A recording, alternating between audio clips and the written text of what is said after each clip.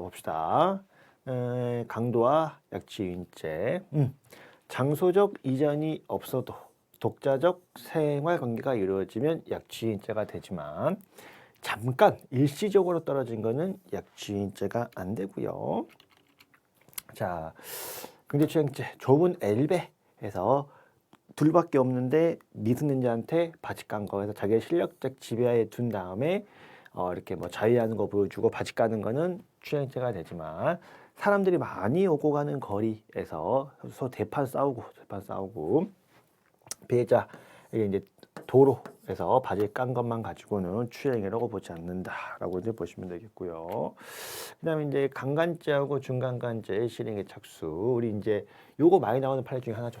자고 있는 피해자의 가슴 엉덩이를 만지면서 간음을 시도했다. 근데 막상 피해자 깨니까 도망가 버렸다.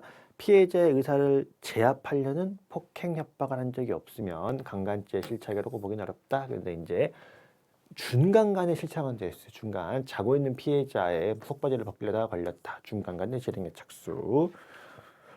그다음에 이제 전과자 공연성. 원래 이제 과거에는 이게 많이 나왔는데 이제 요 판례가 나오니 요것만 나오고 있죠. 그래서 이제 피고인이 평소 을이 기분 나빠가지고 갑한테 갑옷이 득한 경력을 병한테 을 전과자 나쁜 년이라라고 이야기를 한 거는 사실 이제 이건 외울 수밖에 없어요. 병하고 을이 친했기 때문에 공연성을 부정을 해서 무죄를 인정을 했으나 친척이 듣고 있는데 쟤가 징역 살다 온 전과자다. 근데 친척은 뭐라고 덮어칠 수도 있습니다. 고연성 인정을 했다. 여기 잘 나오니까 친척은 전파 가능성이 있다라고 보시면 되겠고요. 자, 이 명예훼손죄는 사실을 적시해야 명예훼손죄인데 사실이냐 의견이냐를 구분을 할 때 항상 이제 실제 내용이 중요하죠. 실제 내용이 중요하고 표현 방식은 중요하지 않다. 이게 기준이다. 그러니까 이제 백날 사실 관계를 서술하는 것처럼 썼지만 실제로는 의견에 불과할 때는 사실적시라고 볼 수 없다. 그러나 추측인 것처럼 썼으나 사실이 존재하는 것을 암시하고 있으면 사실적시하고 있는 것이다. 그래서 이제 실제 내용이 중요하다라고 이제 보시면 되겠고요. 그다음에 이제 모욕죄와 관련해 해가지고 이거 뭐 외울 수밖에 없죠. 모욕죄가 되는 거 국민호텔료, 듣보잡, 문해야, 저 망할련 저기원의 모욕죄가 된다. 근데 모욕죄가 되지만 모욕죄 표현은 되지만 위법성에 적용되는 거는 철면피, 파렴치, 양도구유, 구급도 세력. 그 모욕죄는 되지만 위법성이 조각된다. 악의 축, 한심하고 불쌍한 인간, 모욕죄의 구성 요건은 되지만 위법성이 조각된다는데 애초에 모욕적 표현이 아닌 경우 저 지부장 야비한 사람인 것 같다. 아이 씨발이라고 이야기하는 것들은 안 되는 것이고 또 있었구나. 밑에 봅시다. 이 어용 앞잡이 모욕적 표현이다. 그 다음에 비언어적 시각적 사용에도 모욕죄가 될 수 있다. 근데 기레기 모욕적 표현일 수는 있으나 위법성이 조각된다. 그렇게 소중한 자식을 범법행위 함부로 쓰다. 모욕적 표현일 수는 있으나 위법성이 조각된다. 이따위로 일할래? 그 다음에 개얼굴을 합성하는 거. 그 다음에 자칭 타칭 공황장애. 그 다음에 전 회장의 개인적인 의사에 일방적인 개념을 하고 있다는 애초에 모욕적 표현이 아니다라는 것들 보시면 되겠습니다. 그 다음에 이제 업무방해죄에서 업무는 계속성이 있어야 되는데 이례적인 이사는 업무방해죄 업무가 아니지만 일정 기간 소유가 예상되는 사업장 이전, 뭐 여러 날에 걸쳐 가지고 사업장으로 옮겨야 되는 것들은 업무가 될 수 있다. 자, 그 다음에 단순히 무면허 의료행위, 의료 면허가 없는 자가 의료기관을 운영하는 것은 보호 가치가 없다. 근데 거기에 고용된 의사가 환자를 진료하는 것까지 보호 가치가 없다고 단정할 수는 없다. 그 다음에 남이 쓴 논문을 내가 약간만 고친 다음에 내가 쓴 것처럼 내는 것은 업무방해죄. 그런데 똑같은 기준이 논문 예비심사에는 적용되지 않는다. 논문 예비심사에서는 뭐 작성을 타인에게 의존을 했어도 아직 업무방해죄 아니다라고 이제 보시면 되겠고요. 그 다음에 다 같이 그 위계에 관련해 가지고 다 같이 짜고 사장이랑 담당자가 다 같이 짜고 뽑았다? 위계 아니다. 근데 일부는 짰으나 일부 면접위원들은 안 짰다. 위계가 된다. 위계가 된다라고 이제 보시면 되겠고요. 그다음에 이제 학원과 업무방해. 피고인이 피해자 명의로 등록되어 있는 학원을 내 마음대로 폐원 신고해버리는 거는 위력으로 업무방해. 근데 내가 다음 세입자가 들어와야 되는데 안 나가고 휴원 신고 연장해버리는 거는 아직 새로운 임차인이 업무를 시작하고 있지 않아요. 그렇기 때문에 이 새로운 임차인의 업무방해죄는 안 된다라고 보시면 되겠고요. 그다음에 컴퓨터 업무방해죄. 내가 이제 인사발령 나가서 더 이상 이 컴퓨터에 대한 권한이 없다. 근데 내가 무단으로 바꿔버린 것은 장애를 발생시킨 것이기 때문에 컴퓨터 등 업무방해죄. 근데 내가 컴퓨터를 손댄 적이 없고 기존의 비밀번호를 알려주지 않은 것은 부정한 명령을 인정한 적이 없기 때문에 컴퓨터 업무방해죄가 안 된다라는 거 보시면 되겠고요. 그다음에 이제 이 컴퓨터 등 업무방해죄에서 이 정보 처리에 현실적 장애는 필요한데, 그러니까 그 장애가 현실적으로 발생은 해야 되는데 그게 실제로 업무 방해까지 이어질 필요는 없습니다. 그래서 정보 처리의 장애는 현실적으로 발생을 해야 되지만 실제로 업무 방해의 결과가 발생할 필요까지는 없다라고 이제 보시면 되겠고요. 그다음에 이제 담합과 업무 방해죄. 일부 담합이어도 공정을 해치는 것 정도면 업무 방해죄가 되는데 이 담합이 미흡해. 담합하려고 했는데 일부 하려고 했는데 그게 실제로 그 응찰 투찰을 저지할 정도에 이르지 못한 거는 업무 방해죄 안 된다. 그 경매입찰 방해죄 안 된다라고 이제 보시면 되겠습니다. 그다음에 입찰 절차와 경매입찰 방해죄. 자, 경매입찰 방해죄가 되려면 실제로 경매입찰이 진행이 돼야 됩니다. 근데 실제로는 수의계약 그러니까 만나가지고 계약서를 쓴 것에 불과하지 실제로 입찰한 적이 없으면 입찰 방해죄가 방해할 것도 없으니까 방해죄가 안 될 텐데 여기 일단 실제로 입찰을 했다. 그 서류상으로만 입찰을 조작한 게 아니라 실제로 입찰이 진행이 됐는데 지들끼리 가격을 막 알려주고 짜고 했다는 거는 일단은 입찰이 실제로 된 거죠. 된 거니까 예전 가격 알려준 거는 입찰 방해죄가 될 수 있다라고 보시면 되겠고, 요거 이제 뭐 그 32번은 맨날 잘 나오는 것 중 하나죠. 골리앗 크다, 건조물 된다. 타워 크레인 작다, 건조물 안 된다. 맨날 나오는 거. 그다음에 이제 공용 부분. 누구나 출입이 허용된 상가에 따라 들어가는 거는 주거 침입이 안 되지만 이런 다가구형 전통주택 같은 아파트 등은 입주민이 아니면 함부로 들어가면 안 되죠. 여기에 들어가는 거는 주거 침입이 된다라는 거 보시면 되겠고요.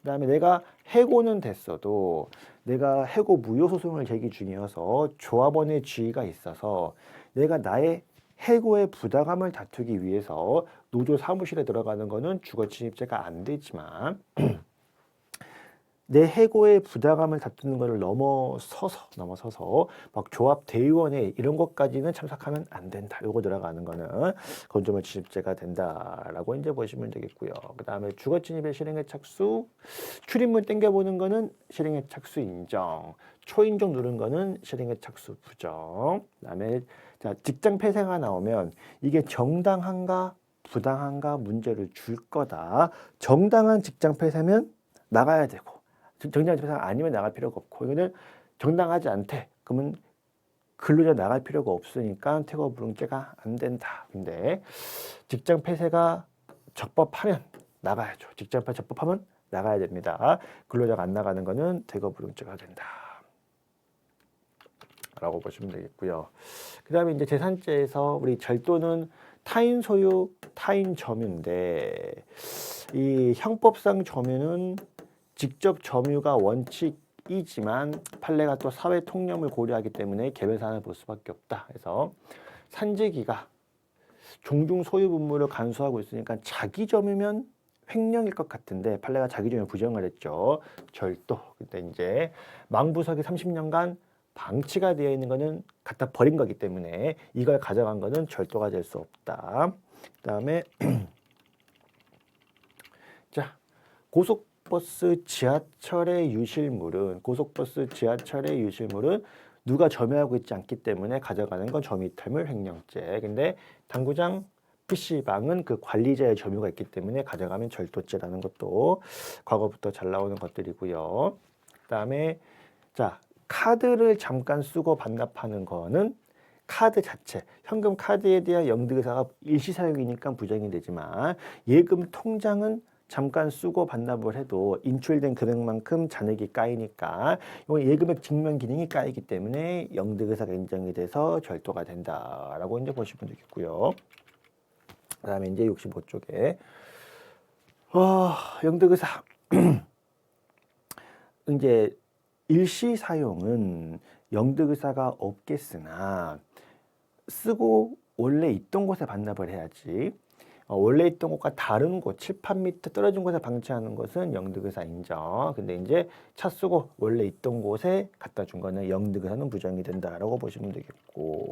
그다음에 친족 상도례 이제 뭐 친족 상도례에서 가까운 친족 간의 형 면제가 지금 헌법 불합치 상태이긴 합니다만 그거 외에 법률에 적용이 됩니다. 해서 절도는 소유자, 점유자 모두하고 진족, 횡령은 소유자, 위탁자 모두하고 진족. 그다음에 이어야 이제 횡령 그 친족 상도례가 적용이 되지만 소송 사기죄는 법원은 친족이 아닐 거고 이 피해자, 편취당한 피해자하고만 친족이면 친족 상도례가 적용이 된다. 물론 이제 형을 면제하는 거는 이제 이건 이제 뭐 사라지겠습니다만 친족 상도례는 적용될 수 있다 해서 절도 횡령은 양쪽 다 친족. 그다음에 소송 사기는 피해자하고 이제 친족이면 된다라는 거 보시면 되겠습니다. 그다음에 강간을 먼저 하고 강도를 하는 거는 강도강압죄가 아니라 경합범에 불과한데 강간 중에 강도를 하고 이어서 강간을 했을 때는 이때부터는 이제 강도 강간죄가 될 수 있다라고 이제 보시면 되겠고요. 그다음에 신용카드 훔친 카드를 긁으면 신카 부정 사용이지만 아직 서명 전이다. 그럼 아직 미수에 불과한데 미수범 처벌이 따로 없습니다. 대신에 매출 전에 서명까지 시켰으면은 이제 이걸로 카드사에 요청을 하면은 돈 받아올 수 있기 때문에 이득을 취득을 했다라고 이제 볼 수 있는 거고요. 그다음에 유치권의 실행의 착수 내가 받을 금액보다 부풀려서 유치권에게 경매 신청하는 거는 소송사기의 실행의 착수. 근데 내가 직접 경매를 신청한 게 아니라 나는 그냥 저 유치권 있어요 라고 신고만 한 거는 소송사기의 실행의 착수라고 보지 않고요.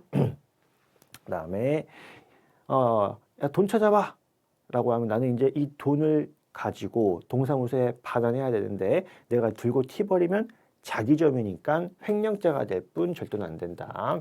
근데 이제 여기 또 은행돈 운반 중에 나 혼자 옮기는 게 아니라 그 같이 여긴 잘 나와 있지 않습니다만 피고인이랑 다른 플러스 다른 제3자가 같이 운반 중이었으면 공동 점유니까 타인 점유. 이때는 피해자의 점유에 속하는 기관으로 소재함에 불과하기 때문에 이 여전히 타인 점유가 돼서 횡령이 아니라 절도가 된다라고 이제 보는 발레고요. 그다음에 이제 복사본 자. 내가 새롭게 복사한 건 내 겁니다. 내가 새롭게 복사한 건 내 건데 이미 회사가 복사해서 가지고 있는 거는 회사 거예요.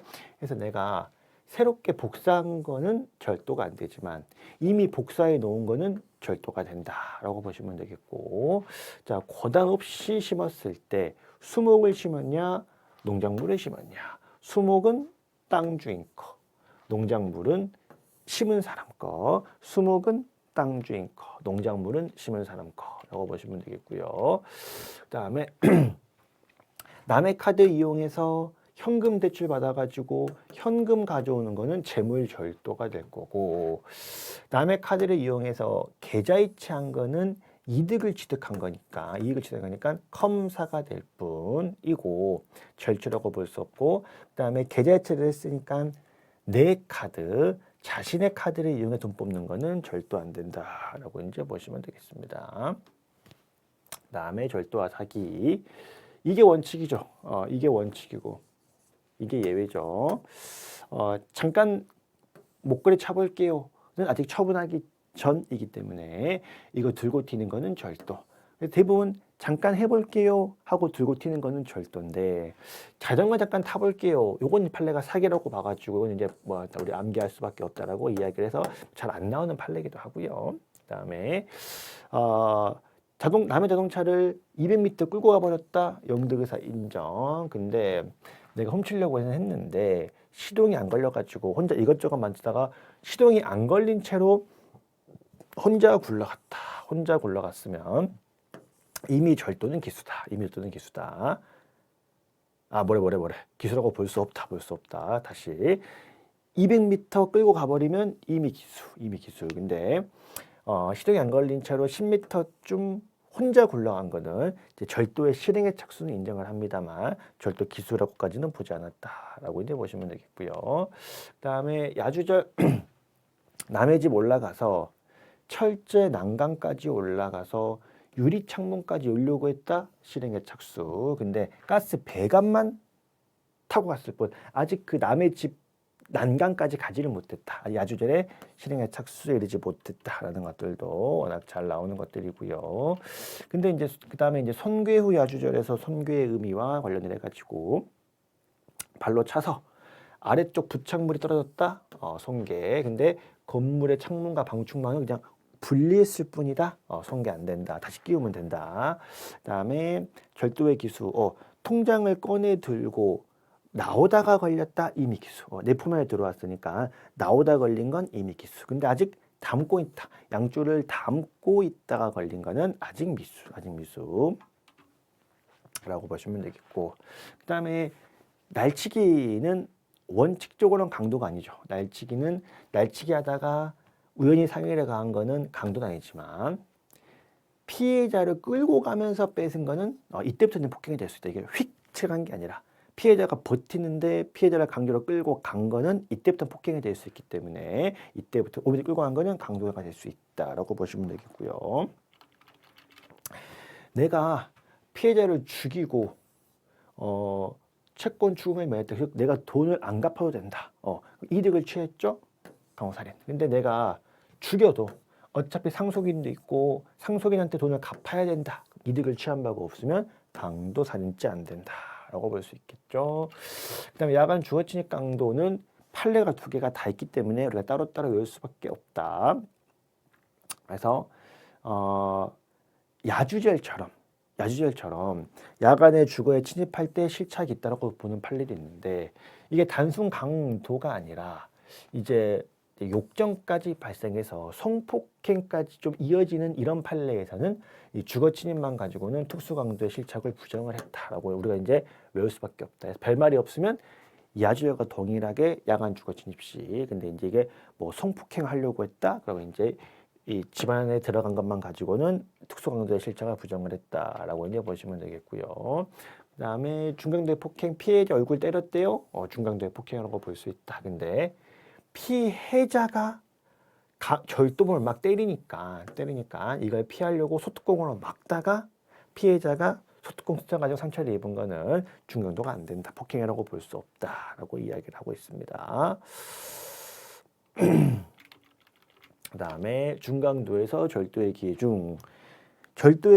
중에 폭행 협박을 해야 중강도가 되니까, 그래서 이제 절도를 하다가 도둑이야라고 해서 도망가다가 해서 원래 절도 장소에서부터 200m 떨어진 곳이어도 내가 추격 중이니까 절도의 기회 중 중강도. 근데 이제 똑같은 근데 아예 절도가 끝나버렸죠. 끝나버렸고 10분 지났고 똑같이 2m 떨어졌지만 이건 이렇게 추격당하고 있지 않아요. 아예 절도가 끝나버렸기 때문에 집으로 가는 길에 때린 거는 중강도라가 되지 않는다, 절도의 기회 중이라고 보지 않는다라고 이제 보시면 되겠고요.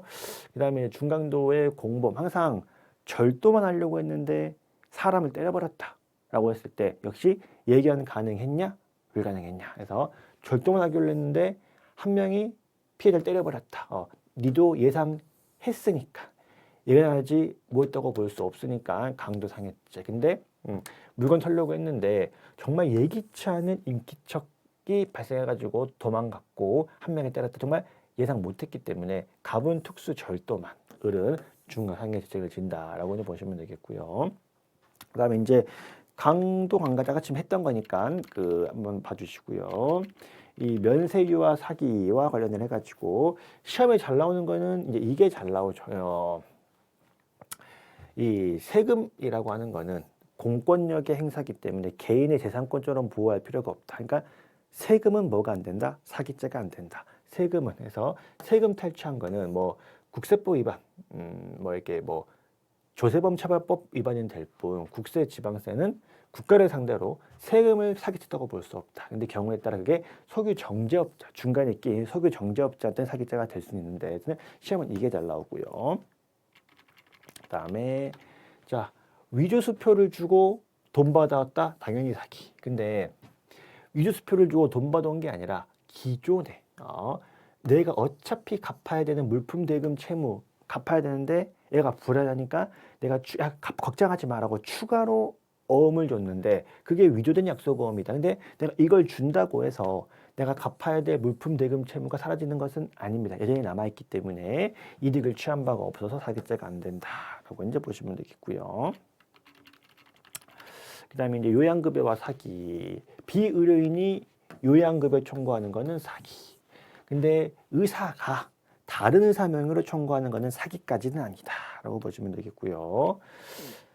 수용이 될 건데 말도 안 되고 팔아버리는 거는 사기. 근데 이중매매가 된 건데 말하지 않는 거는 사기죄 안 된다라는 거 보시면 되겠고요. 자, 확정도 안 된 걸 확정된 것처럼 호재를 말하는 거는 요거는 사기. 근데 토지인에게 매수를 권하면서 확정된 게 아닌데 확정되지 않았지만 여기가 될 가능성이 높다는 뭐 연구 용역 보고서나 신문 스크랩 같은 거를 제시를 해준다. 그러면은 아직 확정은 아니지만 가능성이 높다 정도로 이제 꼬시는 것 정도는 사기죄의 기망이라고 보지는 않는다라고 이제 보시면 되겠고요. 용도 사기 중요한 내용이죠. 진정한 용도를 고지했더라면 돈을 안 빌려줬을 것이다 라는 관계일 때는 용도를 속이는 게 기망이다. 근데 네가 말하는 용도가 되든 안 되든 어차피 돈은 빌려줄 거다 라고 했으면 용도가 중요하지 않다. 이게 별로 중요한 게 아닐 때는 인과관계가 있다고 볼 수 없다라고 이제 보시면 되겠습니다. 그 다음에 처분행위하고 사기, 이제 서명사치죠. 근데 이제 이것도 뭐 설명드릴 건 많습니다만 막판이고 하니까 자, 이거 먼저 봅시다. 진실로 속이고 피해자는 A했어라고 했는데 그래서 A했어라고 했는데 실제로 이 새끼는 뭐 했다? B했었다. 그러니까 용도를 속이고 받아가서 피해자는 A했어라고 했는데 사기꾼 놈들은 뭐 했다? B했었다. B에는 처벌한 적이 없습니다. 사기죄 안 되지만 이 문서가 B예요라고 이야기를 하고 피해자가 이 문서가 B라고 생각하고 서명을 했는데 알고 보니 A라는 문서였어. 피해자는 A라는 문서에 서명한다는 인식이 없으니까 사기죄가 안 되는 것이냐? 그렇죠. 어쨌든 이 문서에 서명을 피해자가 직접 했으면 이건 사기다. 그래서 착오에 빠져서 내 생각과 다른 문서에 서명을 했어도 어쨌든 내가 직접 서명을 했으면 사기죄의 처분행위가 된다라고 이제 보시면 되겠습니다. 그 다음에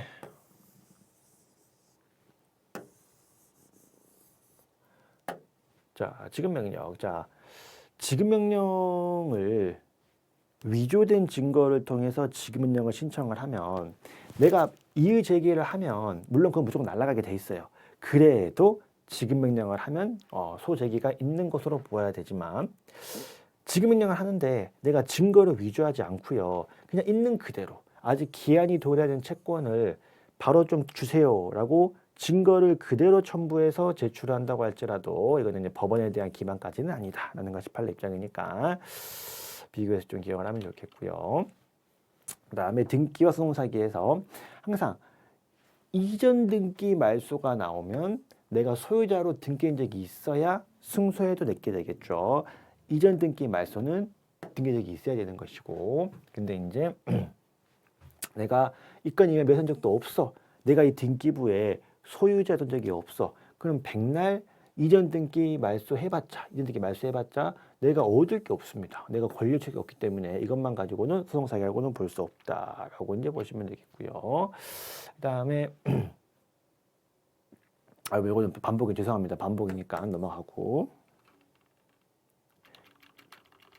자, 사기액 산정. 우리 사기치고 일부 대가 지급 때도 대가 안 빼죠. 대가 안 빼고 전체가 사기죄가 되는 것이고요. 대신에 이제 계속 사기를 치는데 현실적으로 돈이 계속 나가지는 않고 장부상으로만 재투자하는 거는 사기에서 제외를 해주죠. 그 다음에 이제 사기 쳐가지고 어음을 팔아먹었을 때 취득한 피해액은 어쨌든 피해자 입장에서 10억짜리 어음을 사기당해가지고 9억에 샀으면 피해자가 나가는 돈은 9억이기 때문에 액면금이 아니라 실질적인 현금액이 사기의 피해액이 되는데 소유자가 10억짜리 어음을 맡겼는데 내가 이걸 9억에 넘겼다고 한들 횡령의 피해자는 10억짜리 어음 맡긴 것이기 때문에 횡령의 경우에는 횡령을 했을 때 액면금 상당액만큼 횡령의 피해를 본 것이다 라고 이제 보아야 합니다. 그다음에 보통 이제 보험 체결만 가지고는 사기죄, 보험 사기 실체가 아니죠. 보험금을 청구해야 사기죄 실행의 착수를 인정을 한다라고 이제 보시면 되겠고, 그다음에 이제 사기의 고의라고 하는 거는 뭐예요? 내가 돈을 빌릴 때 갚을 마음이 없었어야 사기지. 나중에 상황이 안 좋아서 못 갚은 것 같이 다 사기는 아니다. 그래서 돈을 빌릴 때 변제 의사가 없는데 갚을 것처럼 이야기하는 것이 사기의 고의가 인정이 된다라고 보시면 되겠고요. 그다음에 자, 컴사의 객체는 뭐예요? 이익만 객체가 되잖아요. 그러니까 원래 현금 뽑아가는 거는 재물이기 때문에 컴사가 안 되는 게 이게 맞는데 우리 판례가 이 판례가 있으니까 이 판이 잘 나오는 거죠. 3만 원 뽑아라고 했는데 위임받은 금액 초과해서 5만 원 뽑아왔을 때 2만 원 더 뽑아온 거 재물인데 우리 판례가 어쨌든 위임받은 금액을 넘는 부분만큼의 이득을 취득했다. 컴사가 된다라고 이제 보시면 되겠습니다. 그다음에 이제 카드 상환 재수, 훔친 카드로 뺏은 카드로 자꾸 제끼면 신카 부정 사용죄끼리는 포괄일자가 되는데 각 가맹점에 대한 사기는 실경, 각 가맹점에 대한 사기는 실경이 된다라고 보시면 되겠고, 자, 원칙적으로 신용카드는 특정한 권리가 붙어 있는 게 아니기 때문에 유가증권이 아닌 게 원칙인데 이 외환은행 소비에 발행한 이 신용카드만 이게 우리가 흔히 알고 있는 신용카드가 아니라 종이에 적어준 종이에 해당 금액만큼의 구두와 뭐 신발을 살 수 있는 권한이 붙어 있는 것이기 때문에 이것만 이해해줘 유가증권이라고 봤다라고 보시면 되겠고요. 자, 기사 관련을 해가지고 안 좋은 기사를 싣고 우리 신문사에 사과 광고 좀 해줘. 돈 내라는 얘기죠. 요거는 협박. 근데 시정에 대해 안 좋은 이야기를 하고 우리도 다른 신문사하고 똑같이 좀 대해주라 라는 거 좀 귀엽다. 협박이라고는 볼 수 없다. 그다음에 항해와 공갈죄, 건축 건설 현장 사무실 가서 집기 손상 훈계하고 뭐 건물의 창문에 뭐 내용 기재하고 이런 거는 공갈죄가 된다. 근데 내가 비료 사서 심었는데 다 죽어버리니까 찾아가서 응적탑재를 들었다 놓았다 뭐 욕설 정도 하는 이런 것만 가지고는 공갈이라고는 보지 않았고요. 자, 뇌물죄 재수. 사기하고 뇌물은 상상적 경합인데 여기서 이게 중요합니다. 공갈죄는 항상 이 공무원의 직무집행 의사가 없다라는 거 항상 전제로 줍니다. 항상 이걸 전제로 주고 공무집행의 의사가 없으면 뇌물죄가 안 되는 것이기 때문에 공갈만 될 뿐 뇌물죄가 되는 것은 아니다라고 이제 보시면 되겠고요. 다음에 이제 요즘에 참 잘 나오는 이 편취죄하고 탈취죄. 편취죄는 쓰라고 준 거기 때문에 처분을 한 거기 때문에 반면 탈취죄는 처분을 한 적이 없기 때문에 갈취해서 편취해서 돈 뽑은 거는 쓰라고 준 거니까 공갈하여 포괄죄고 따로 절도는 안 되지만 탈취는 뺏어간 거예요. 쓰라고 준 적이 없기 때문에 현금 카드를 강취했으면 쓰라고 준 적이 없으니까 쓰면 안 됩니다. 쓰면 추가로 절도다 라는 거 보시면 되겠고요. 자, 차고 송금과 위탁관계, 돈을 잘못 보냈다, 신의칙상 위탁관계, 돈 가져가면 횡령. 근데 비트코인 잘못 보냈다, 이익이니까 횡령은 안 되고 배임되냐 마냐. 근데 이 비트코인을 법정화폐처럼 보호할 필요 없다. 배임죄로 처벌하는 건 안 된다라는 것이 이제 판례 입장이죠. 그다음에 이 계좌 명의인과 보이스피싱이 나왔을 때 항상 계좌 명의는 뭐라고? 맨 처음에 알았냐 몰랐냐. 몰랐으면 피해자가 넣은 돈 빼가면 횡령이 될 뿐인데 이 새끼 알았으면 공범이면 보이스피싱 자체에 가담한 사기꾼이기 때문에 훨씬 죄가 세집니다. 사기자가 될 뿐 추가 횡령이 되지는 않는다라고 보시면 되겠고, 자 조합 나왔을 때 그냥 별말이 없고 그냥 조합 재산 빼먹으면 횡령. 근데 익명조합은 영업자한테 넘겨주는 것이기 때문에 익명조합은 횡령이 안 된다라고 보시면 되겠고, 주권은 종이에 주식에 대한 권리가 나와 있는 종이기 때문에 종이는 재물이 될 수 있다. 근데 주식은 눈에 보이지 않죠. 재물된다고 볼 수 없다라고 보시면 되겠습니다. 자, 충당금부터 10분만 쉬었다가 또 이어서 보도록 하겠습니다.